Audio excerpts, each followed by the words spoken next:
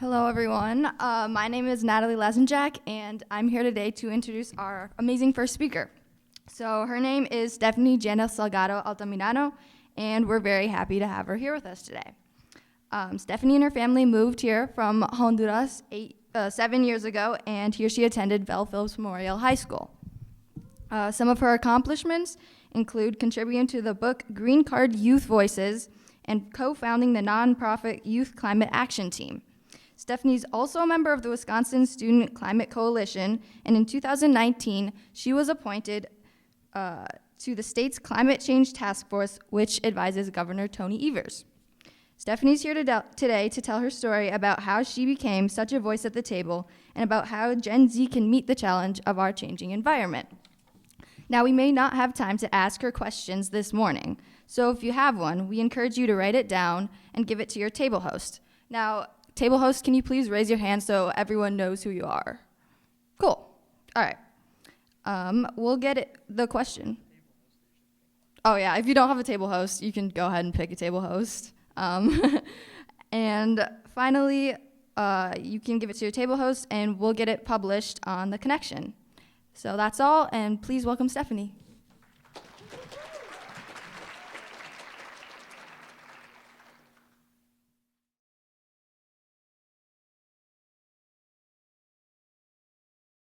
I'm gonna have to put this down. Hello, everybody. I am so excited to be here. This is one of the events I was most looking forward throughout my whole years as an activist, to be honest, because this is an environment, this is an event that a lot of climate orgs have been trying to put together, and it wasn't until y'all pulled this through that we got this table right here. So,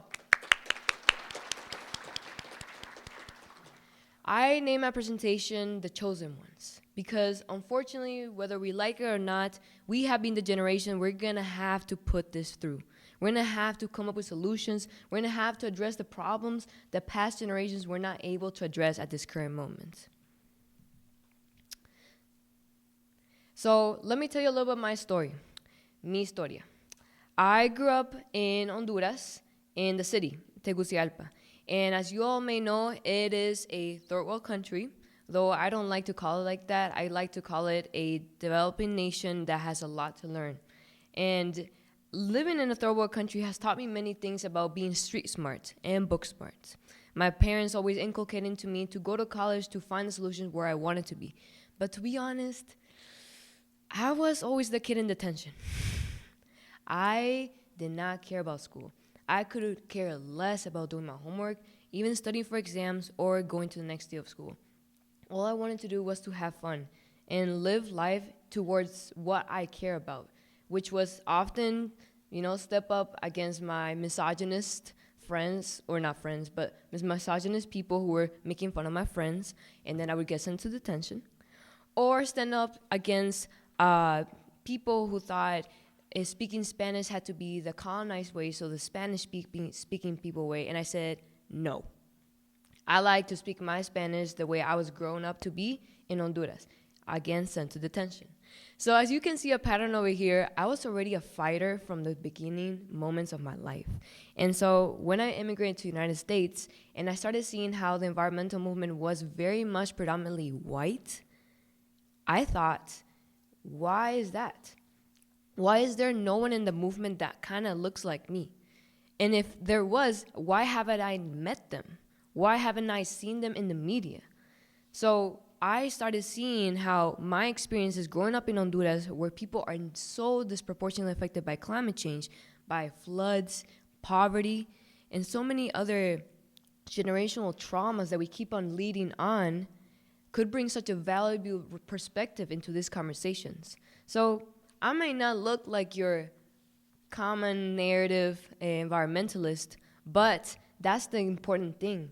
None of us look alike, and that's amazing. Diversity is what we should center out of all this. So I want to bring you a quote that I said during my interview for Green Card Youth Voices, and it goes, "It does not matter what type of people belittle you, but instead what you do to change it.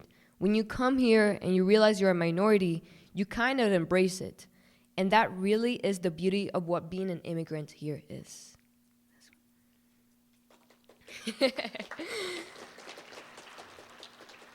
So on this quest to learn more about what happened to the original creators of the environmental movement, I started stopping across many stories about how Black activism and indigenous activism was actually what got us here. Black liberation and activism started way before we had a coined term by Robert Burlard about environmental justice.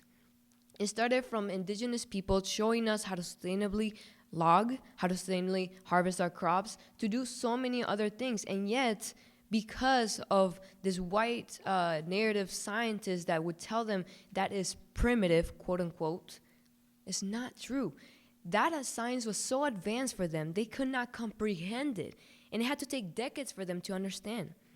So this process is called erasure, or what I would like to call it, though I didn't find a lot of literature about it, whitewashing. And why is that? Systems of oppression. If you have seen this graph before, you kind of can understand this, but systems of oppression are different systems of social dynamics that operate within our society that makes us, unfortunately, part of who we are. A lot of our fight into fighting for social justice is coming from the fouls, or the problematic nature of all the systems. So white supremacy, capitalism, Christianity hegemony, ableism, colonialism, and cis-hetero patriarchy. I know a lot of y'all have the language to say, yo, you're being misogynist, you may not know it, but this is really bad. But this chart will take you far into understanding intersectionality, as coined by the scholar Kimberly Crenshaw. She understood intersectionality as a bunch of players in a football field where they all function as a team. And that's you. You may be an immigrant. You may have been born here. You may have grown up in the city. You may have been grown up in a rural part of Wisconsin. All those things of who you are makes you who you are. And so that perspective is so valuable because someone else may not share it. Someone else may not see things as you see it. So all these identities change according to time and space. Right now, we all understand that climate change is happening. This is our time. This is our space. When you go out of these doors, out of this conference, you have to talk to people who may be climate deniers. You may have to talk to people who may be less inclined to believe that BIPOC people are more disproportionately being affected by climate change. And if you want to choose that fight to have today, how do you go about that? So I came to give you a little keys, terms, and tools of understanding that I wish I knew when I was in high school, starting out to be a climate activist. And that is the psychosocialization. So the psychosocialization first starts off that where you are born, you don't get to choose that. And I know a lot of us, we be joking about like trauma, like, oh, when your parents would smack you, blah, blah, blah, blah. BIPOC people can understand me when I say that. But it is very key to understand that this is our socialization. And socialization meaning that my experiences may not be the same as yours. And I don't have total fault to growing up with that environment because I didn't choose that environment. So some other aspects where I can be instilled more perspectives would be the church, if you grew up in a church or in a mosque, if you went to school in a predominantly white area or in a predominantly conservative area, where you could have been taught by friends that it's okay, for instance, to wear box braids and you're not perceived as a black person. All these are problematic areas where you thought it was okay until you got that wake-up call. And you were like, this is not okay. And I have been doing this. And we're all human. Therefore, we're going to make mistakes, whether you like it or not. I know I made some mistakes along the way as a climate activist. I had to learn a lot about deconstructing my own biases and even confronting the ones that I have not acknowledged. That then leads to the best part, which is the psycho-liberation. And as its name explains, the psycho-liberation is at its core self-love, self-esteem, balance, joy, spiritual base, and support. It may sound very cliche, but if you have heard the saying, if you're good to yourself, you will be good to others, it holds truth. It really holds truth. When you have that wake-up call, you start getting informed. You start getting ready. Then you start reaching out to people like, hey, yo, like, have you realized this too? This is kind of messed up. Do you want to do something about it? That's how you build community. It may start with a little Snapchat. It may start with a little WhatsApp. I guess in the United States, they don't use that much WhatsApp. But you know what I'm saying? It starts into building coalitions. And you start hearing different perspectives. Like, yeah, I experienced that too. Oh, no, bestie. That's so bad. I'm so sorry that you went through that. And that can inflict critical consciousness, which is what in the university we call it being woke, quote unquote. You start creating change, whether that is at the local level, whether that is standing up against racist, misogynist, Islamophobic, whatever kind of people, and saying like, yo, that is not right. And let me tell you why. But all this cycle of liberation has to be at its core also balanced. So maintaining this security within yourself is so important within climate justice. Climate justice is draining. I know we have all seen the stats. I don't have to tell you. I know we are so petrified to think of what we have to face in the future, but let me tell you something. At a core, building community comes as such a great magnitude of, being thankful for that person because someone else gets you. And if someone else gets you, you will come through it together. And that's what I found myself in the climate justice movement, to be with so many other badass people. Oh, I don't know if I can swear. Other cool people in the movement where they have shown me so much vulnerability, so much heart, so much honesty. And that's what I want to show you all. It has to be sustainable of a movement within yourself as well as the practices you want to put out there. So after you are still doing this whole work within yourself, we can put this systematically for the whole society. And I call this, and this is based on research, radical healing. Radical healing is the ability to envision justice and liberation that instills critical consciousness, cultural authenticity and self-knowledge, radical hope, emotional and social support, and strength and resistance, all to create radical healing because we all come from a lot of generational trauma, especially for BIPOC people. You may know what it's like to not pay rent at your parents' house, but you pay with your mental health. I've been there, and I love my parents, but there is a lot of work to be done there. I'm starting to go to therapy. I've been in therapy for the last three years, and has taught me to understand how me coming from a collectivist culture, meaning that I came from a very community-centered culture where, hey, I got a pad. I know you're in your period. Need some? We share. Or mutual aid. Hey, yo, we got $10, but in McDonald's, I know McDonald's is pretty problematic, but we can make it 5 and 5. You eat, I eat. And then community care. You won't just left any person behind you. You have to uplift everyone, even from the bottom, because our society has unfortunately been structured like that, to raise everyone to the top. So, the term environmental justice, I love it because it encompasses how environmental justice is critically social justice. If you don't support Black Lives Matter, if you don't support immigration reform, if you don't support women's empowerment towards getting an education, accessing abortion, you are not doing environmental justice work. And I know for many this may sound radical, but to be honest, this is the bare minimum. This really is. How are we going to expect others to show up for each other, for the environment, if we don't show up for them? I know as a climate activist, I had to sometimes choose between being an environmental or being an immigration reform activist. I have to show up in my community in different ways and manners than what I am sometimes, unfortunately, as a climate activist. And those are the roles I be switching. And as many of BIPOC people know, code switching. The way I talk to my friends in the immigration reform movement is very different sometimes how I speak with my climate activists. But it doesn't have to be like that. The movement is diverse, but is it integrated? And that is why we feel we have to code switch.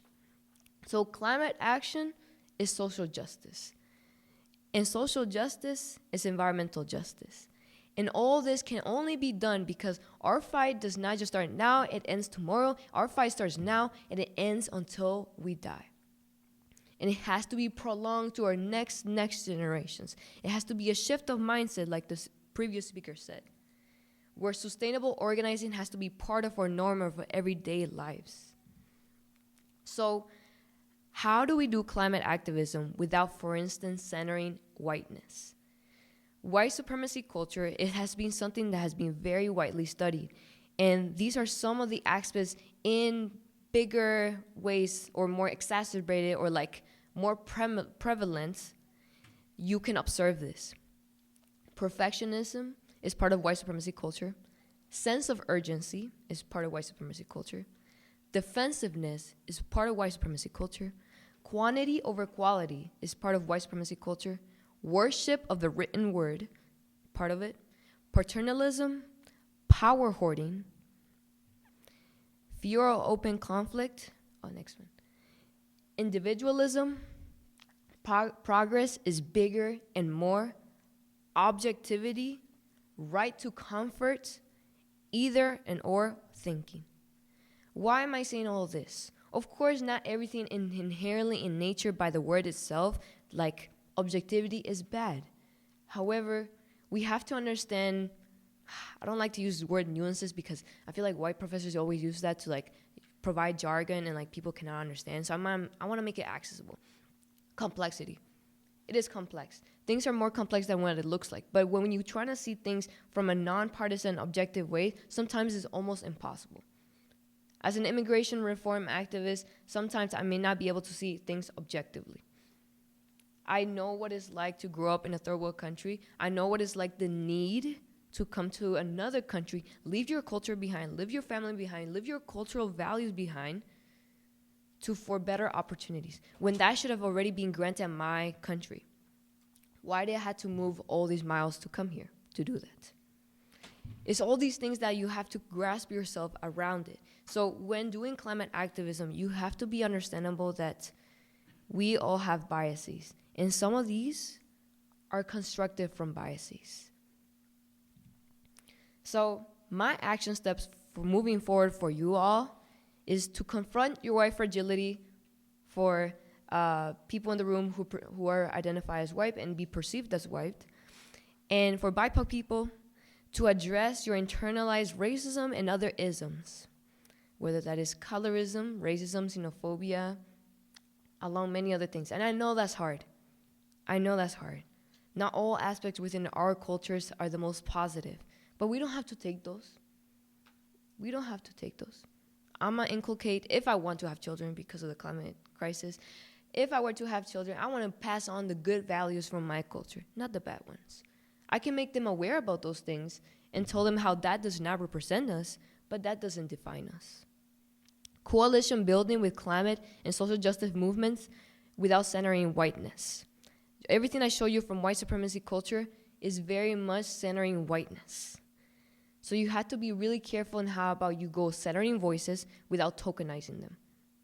Centering BIPOC voices is very key important because, again, our movement can be diverse, but doesn't mean it is integrated. And lastly, willing to take a calculated sacrifice that may come about without compensation or recognition at times to inculcate empowerment and hope, meaning that sometimes you will have to sacrifice things. I know I have taken a few C's and B's in college because I've had to go multiple times for a protest, or multiple C's and B's because I had to prioritize being my job at the Climate Change Task Force for Governor Evers, doing that kind of homework over my class homework. It cost me my GPA, but again, I'm also in a privileged position where it can cost me my GPA, but it is a sacrifice I decided to take. You will not always get compensation, recognition. It is a hard work. And within all this, remembering that also centering whiteness can look like co-optimization, meaning that often about the erasure or whitewash nature has taken over ideas, movements, and even creations of BIPOC people. Remember who this movement was made from and who is made for. We're privileged to live in a first world nation where we get to gather together and talk about these things. But to be honest, one of my leaders that I've always find so much inspiration from, that she's my why, was Berta Cáceres. Berta Cáceres was an indigenous leader in Honduras who was from the Lenca nation, or the Lenca people. And she had been living in a community that was not being able to access electricity. So, Honduras, when trying to industrialize, allowed an Asian, I think from China, company come in and put a water dam that would function as energy, renewable energy to some extent, to give them electricity. She said no. We never asked for electricity. We never asked to industrialize. We didn't want those things. You just assumed for us we wanted those things. You just assumed for us we wanted to be saved. Again, white savior complex. So what she did, she gathered her people together in 2001, and she provided this language. Everything I'm teaching you right now, she had a language in Spanish and in her indigenous language to explain about white supremacy, colonialism, and capitalism. That was 21 years ago. This is nothing new. We have the research. We have the knowledge. We have been talking about this. She gathered her people together. They chained themselves to the construction sites. They would not allow construction workers to stay. They were protesting back to the Capitol, demanding lawsuits. I guess that's what the translation in English is. And in the end, she won. There was no dam to be constructed. Her river, where the dam was going to be built, the Huacalca River, was sacred and was maintained. Unfortunately, being a climate activist in a third world country did not end in a happy story. 2 people were commanded to go to her house and killed her. She was assassinated for doing climate activism work. Because again, climate activism work is not nonpartisan, it's not objective, it turns to be political. And you have to be unafraid at times to take a stand. You won't be able to please everyone, and therefore you have to be standing truth in your own truth. Those are the stories that inspire me. I think about her every time I do climate activism. I think of how privileged I am. I have not died yet because I live here, comparing Honduras.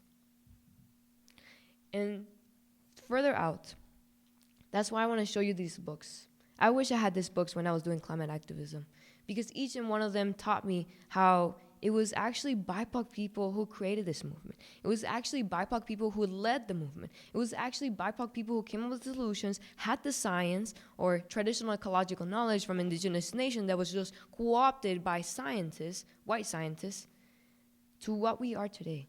And unfortunately, as you all may know, climate change is a byproduct of all the systems of oppression. Capitalism, exacerbated by white supremacy, led all with colonialism. All these things you have to wrap your hand around, but you're not alone. You have your community right here. So, if you need any further information, here's my contact info. Thank you so much for inviting me. If you need me for anything, hit me up. Gracias.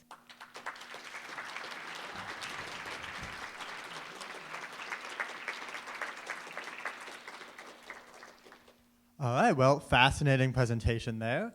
Of course, with all that information being thrown at you, you probably have a few questions. And so, for that, we're going to open up the floor to any questions you might have for Stephanie.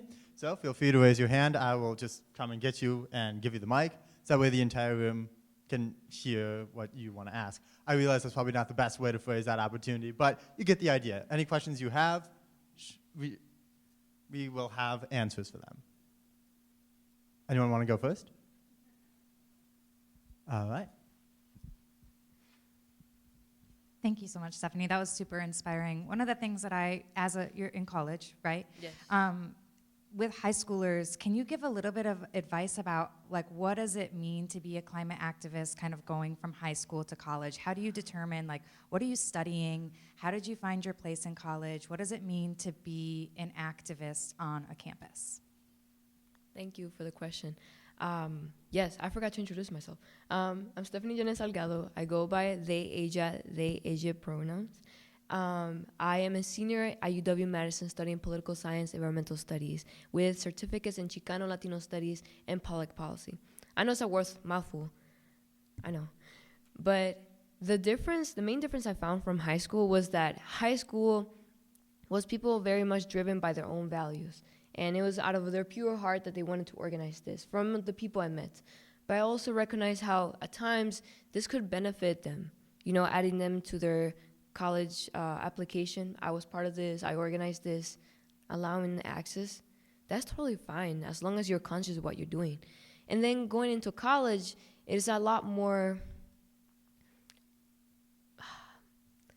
of a you recognize of an existential threat. You recognized how this has to be done now, that this comes out of your own heart, that as I said, and also my friend over there, Ashley, knows, this is the kind of job that you don't get recognized for, you don't get compensated for. So transitioning into college, I would suggest to find your why. And that may look very much different things. You may even change your mind, which is totally fine. You don't have to figure out your future in like 5 moments, like 5 minutes right now. However, what is your why? Is it immigration reform? Is it indigenous sovereignty? Is it maybe environmental engineering? All those things, your why will drive you to read those 20-plus page papers, will drive you into writing those 20-page-plus papers, or even those lab reports, or even being in those classes that may be predominantly white. And if you are someone who shares a racialized or minoritized identity, meaning you're a BIPOC, you may feel excluded at times. My goals sometimes as a climate activist are not shared a lot of times by white environmentalists. Sometimes they don't agree with me, and that's okay, So I really suggest the why, and also like knowing why you want to be involved in this movement.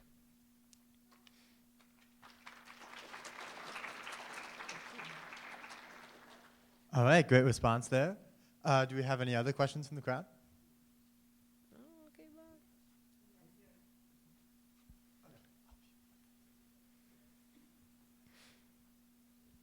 One second here, sorry for the awkward silence.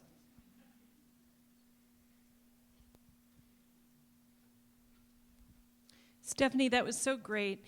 I wonder if you can talk a little bit about what it was like to be the only young person at the governor's climate task force with largely a bunch of old white guys, would be my sense of who was on that task force around you. Oh my goodness. Oh my God, it's true. I forgot about that. I was the only 18-year-old entering college in my second semester of college. And at first I thought, I was tokenized because I saw the whole room full of white people. Or if not, older people who have been in the movement for way longer than me. I was like, oh no. But then I realized that what I had to bring to the table may not look like certificates, may not look like degrees, but I have experiences, and I have narratives, and I have identities that they may not share. They don't know what it's like to be an immigrant and be a climate activist. So throughout this process, I was a little bit intimidated at the beginning. The first day I showed up with a crop top, leggings, and sneakers, and everyone showed up with suits. Nobody told me about the memo. I didn't know we were dressing up nice. And as I progressed in it, I was very much welcome to speak. And people were very thoughtful into what I had to say because they knew that my voice was gonna probably be the voice in the future who would have to tell those older folks you did a bad job. You need to be out. And so I was unapologetic a lot of times. I was like, this is not aggressive enough. You're trying to cut emissions by 2050? I mean, yes, but at the same time, we have to do it sooner. What is the plan action for that? I had to stand up against Lieutenant Governor. He's my bestie now. But I had to stand up against him. I had to stand up against a lot of the energy companies that would try to greenwash and to say the community gets to choose, but it's also from individuals themselves, for them if they want this movement to happen to a just transition. And I said, we've been wanting this. We've been knowing this. You had just not moved into the right lever to what we wanted to be as a society.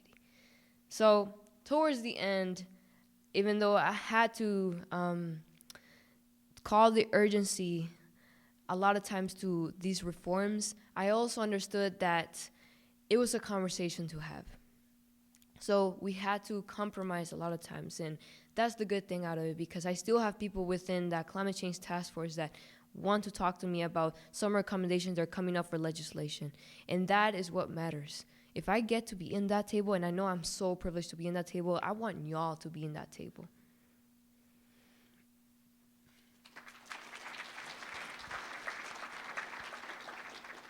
That is a great story of empowerment. And, I mean, maybe you'll be the next person on the governor's task force. Maybe you'll find a great career or something else. But if you want to be empowered right now, and if you also have a question you want to ask, now's your chance. Okay, Sturgeon. All right.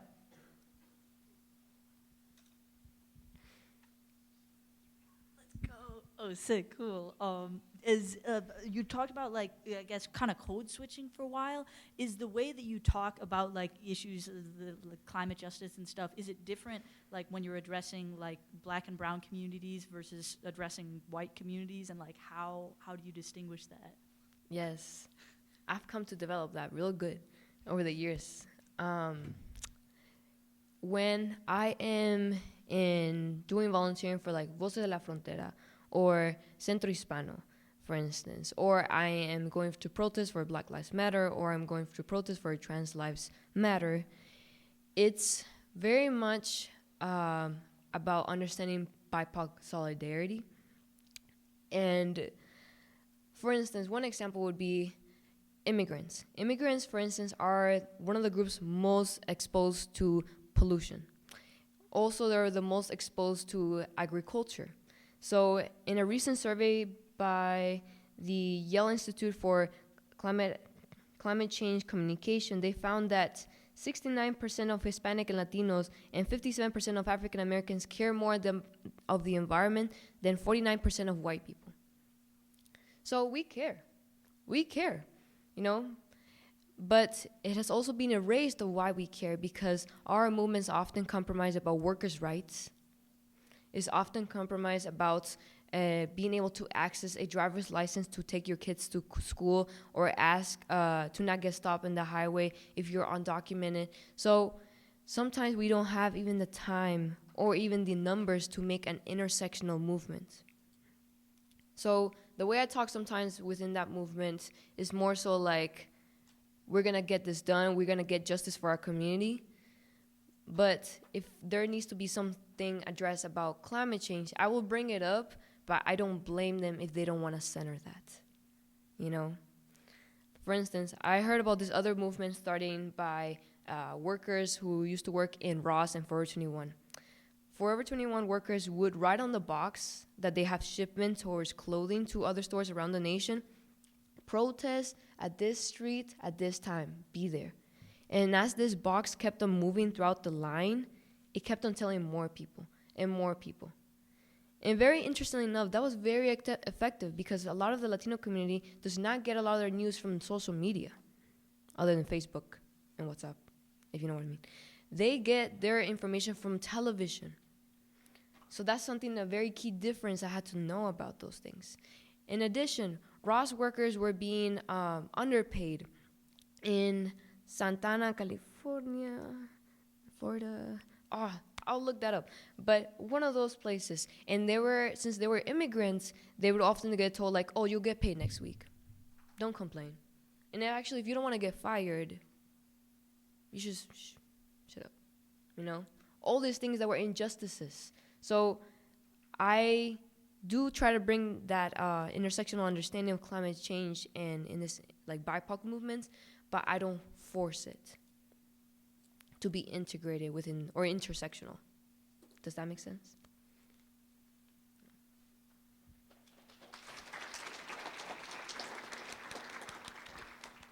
Any other questions from the crowd? All right. Oh, we got two. Yes. Hi, thank you. I do have a question that it's not necessarily regarding environmental justice, but more like all of the other isms that exist in the Latino community. And it's kind of I feel like a lot of people who immigrated here or like kids from immigrant parents, they do already confront their daily isms and their internalized racisms and everything. But with our parents, it's like different. And how do you have those conversations with them in a safe way, so you're also not like targeted, or I don't know, because I feel like when you talk, or like not you, but like everyone, when we talk with our parents, it's just like a whole nother different level because of all of the misinformation that there is, and also all of the internalized isms that they have, and also the trauma that they carry. So how do you think that we should go about talking to our families about those situations and confronting that with them in a safe way as well? Such a good question. It has taken me some time to find the balance. For instance, one of the things I learned is that if I come to my parents as like, oh, I studied this in college, we shouldn't be misogynist, or we are misogynist by not allowing men, for instance, to do self-care. They'll be like, oh, the gringa. Oh, that's college educated. Oh, blah, blah, blah. And I have to come more from experiences. Like, did you know that this happened to me? Like, I was catcalled. I was followed home.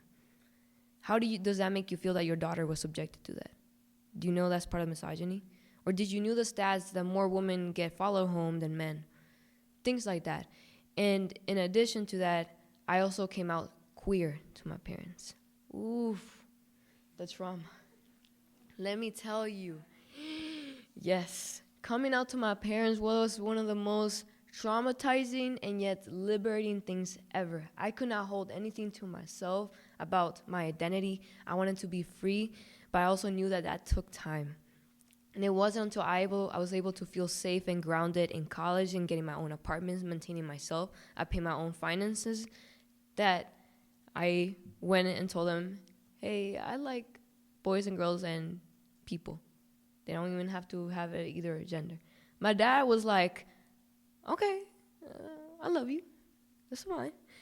And my mom broke into tears. She, to this day, feels so uncomfortable to talk about that. And my whole family is like a taboo topic. And what I've come to understand is that immigrant parents had the job to survive, and they had to do things out of survival. And I may never understand what it's like to survive in a third world country, growing up and like raising two women of color, because Honduras is one of the most dangerous countries to raise women of color. I don't know what that was like. Now that we have the privilege to be in a nation where we get to self-actualize ourselves, we get to say, like, I want to take this part of culture, I want to take this part of me, I want to be a better person for our community and represent better. It's a privilege. So I have to come understand that. I get to self-actualize. They were doing it as survival, and they did everything they could to bring me here to the United States. And it has broken my heart to understand those things till this day. But I do have found the most meaningful and life-changing conversation with my parents when I have made it about my experience and my sister's experience, when I've made it about my friend's experience, when I made it about their experiences. My mom told me one time that she went to Hilldale Mall, and as she was walking, a man was approaching her, but he was on his phone, and as soon as he raised his head up and looked at her, he was like, and then I was like, and he immediately dropped his stuff and was like, don't rob me. And my mom was like, what? I thought you were going to rob me. And I was like, Mom, you understand what just happened right there? He was like, yeah, I was looking desgreñada. I was not looking good. That's probably why he thought I was like going to steal him. I was like, no, mommy. It was racism. It was xenophobia. Someone thought you were going to get to them. And so my mom was like, no way. So I hope that answers your question.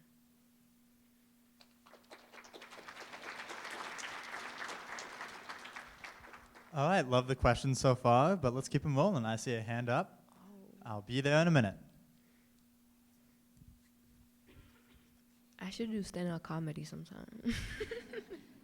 So I know that a lot of times, even if you do get like a seat at the table in some kind of like environmental committee or whatever, a lot of times like women or people of color will kind of, their opinions will get undervalued, especially because like of the stereotypes that like they don't know as much as some of the other people. So I was just wondering if you have any advice as to like how you go about like fighting against that, or like making sure that your opinion is valued just as much as the other people who are in the same spot as you.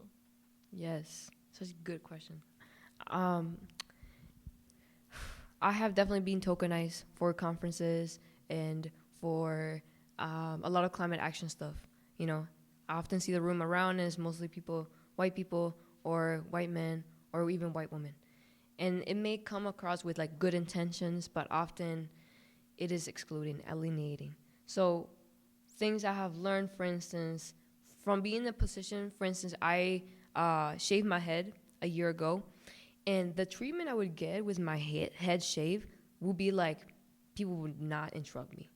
And that's something very common. With women, when you talk, men tend to interrupt. But when I have my shaved head, they're like, oh, I don't want to mess with her. So I got a better treatment. I stopped getting catcalled. I stopped being followed home. And I was imagining it had to get to that point where I was no longer desirable to ask for, like, respect, or bare minimum, I guess, respect. So I have changed the way, for instance, how I talk, though I don't want to use that language of changing the way you have to talk. But I'm in poli-sci, for instance, and it's often a lot of white male students arguing that they know how to solve world problems. When Michael, who just came out of Waukesha High School, doesn't know what is immigration reform, you know? And I'm often in the position to having to educate them. And tired of that, I went to an institution to learn from them. So I have to learn how they think. And very often those are two things, objectivity and logic. You know how, you see how I explained that to be part of white supremacy culture? That's the way I had to learn to talk. So I said, Michael, we put a wall in the southern border between Mexico and the United States. And even though like there's no actual walls and we invented that, right? How is that gonna stop people? Oh, well, that's not gonna let them in. Okay, what if there's more people? What if there comes underwater, underground? What if they come by airplane? How you planning on stopping them and for what? And Michael will be, oh. And I said, for what?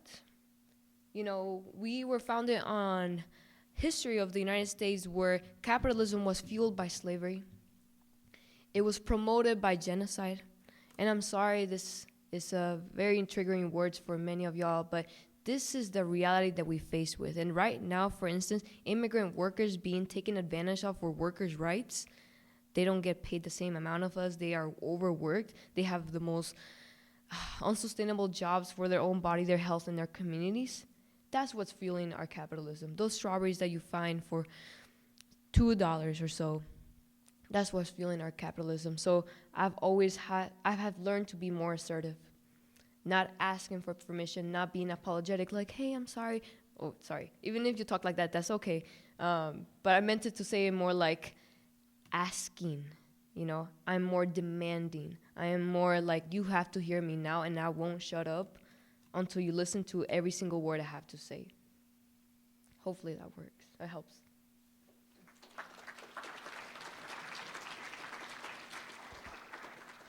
Yeah, I mean, we definitely live in a world full of isms, and the thing that gets me up every day is knowing that we're going to solve that, at least some of it. But in the meantime, a few other questions.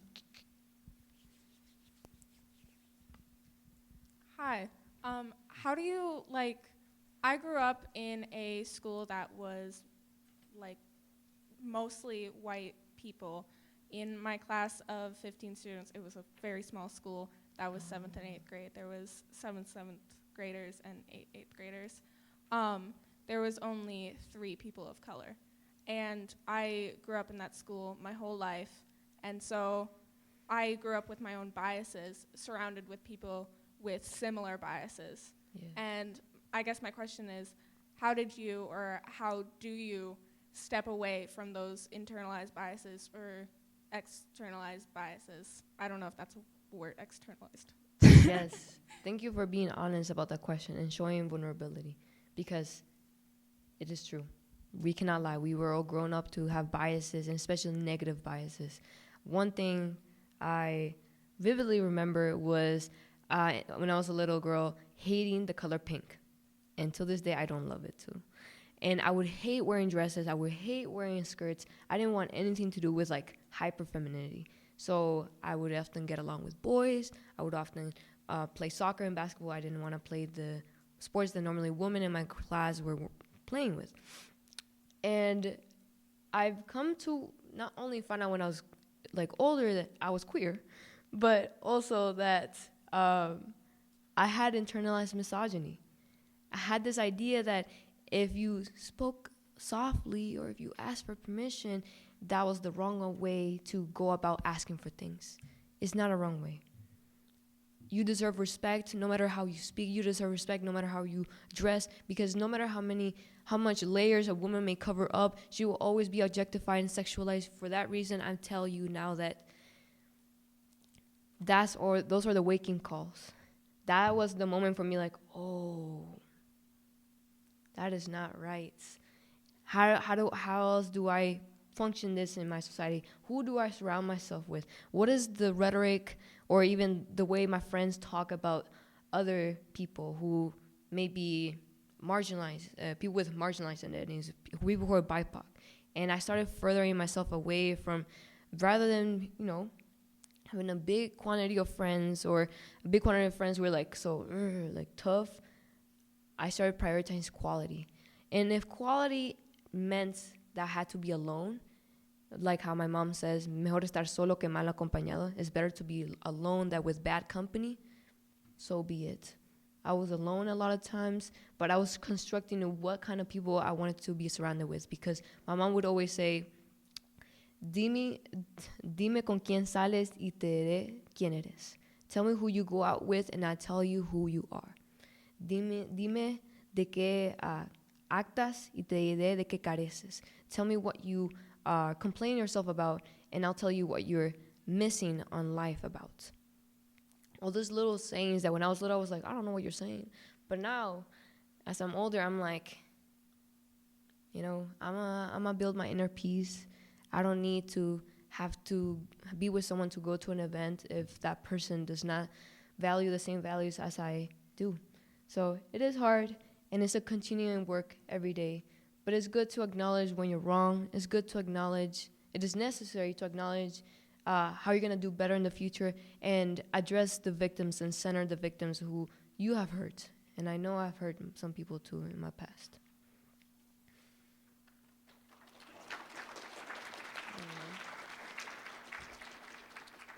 That was a great response. Thank you so much for that.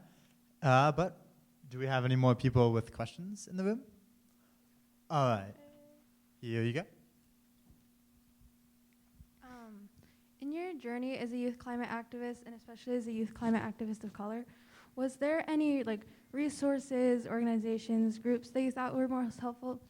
And also to students who may come from, because I know a lot of people here are from Madison, but to students who may come from smaller towns and communities who don't have the same access to those resources, do you think that there's any actions that they can take to implement change? Yes. This is a really good question. Yeah, especially what you said about coming from a small community, you may not have access to resources or even the diversity in bigger cities. With being a BIPOC climate activist, I have learned to focus on the research I wanted to learn more about. And for me, that was, why is there no more people in the movement that look like me? Why is there no more people who have the same stories as me? There must be some out there. And as I was looking into that, I would definitely suggest books. They make you feel seen. They make you feel understood. They make you feel like you're building community, that someone out there gets you. And that, for me, my first book that I felt like that was Michelle Alexander, The New Jim Crow. That book changed my life and how I see racial justice. and immigration reform and climate justice. And that means restorative justice for those formerly incarcerated, wrongfully incarcerated. That was so many things along my plate that was like, whoa. In addition, it may be hard navigating the world alone and identities that often are not shared in a predominantly white space, for instance, but building community with people who get you.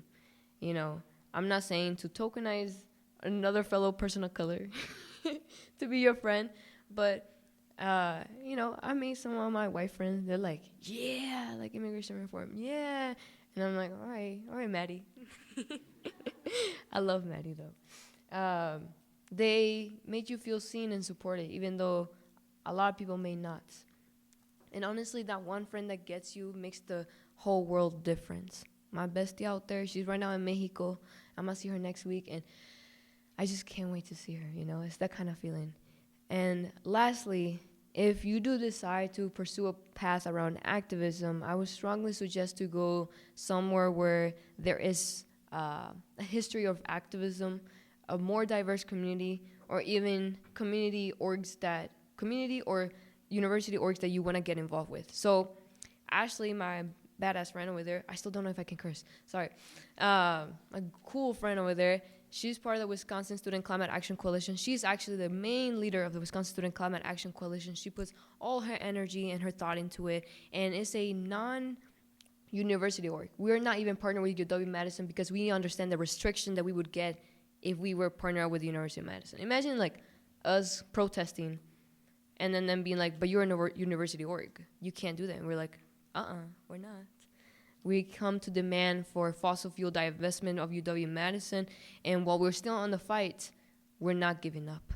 This movement was created on my sophomore year of college.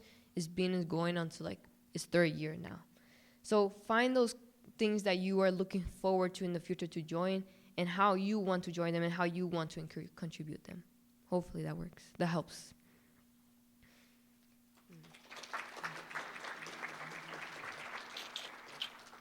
Well, thank you so much, everyone. Love the questions. We are going to have to move on now, so if you have any more questions for Stephanie, feel free to write them down and hand them to her later.